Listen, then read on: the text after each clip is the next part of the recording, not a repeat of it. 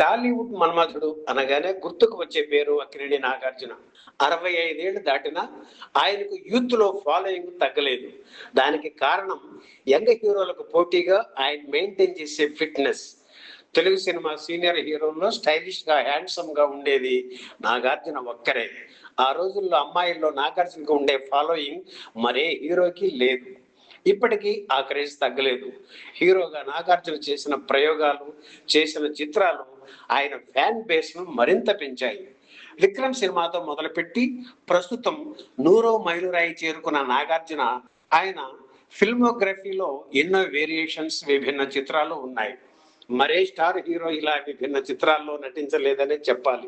నాగార్జున తొలి సినిమా విక్రమ్ సరిగ్గా 40 ఏళ్ల క్రితం ఇదే రోజున, అంటే మే 23న 1986 సంవత్సరంలో విడుదలైంది.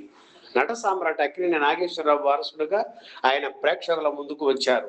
హిందీలో వచ్చిన హీరో సినిమాకు రీమేక్ విక్రమ్. శోభన కథానాయికగా నటించిన ఈ సినిమాకు విక్టరీ మధుసూదన్ రావు దర్శకత్వం వహించారు. విక్రమ్ బాక్స్ ఆఫీస్ వివరాలను పరిశీలిస్తే నైజాం ఏరియాలో ఈ సినిమా 8 ప్రింట్స్ తో విడుదలైంది. తొలి వారం 11,91,032 రూపాయలు వసూలు చేసింది. ఇలా రాష్ట్ర వ్యాప్తంగా 45 ప్రింట్స్ తో విడుదలైంది.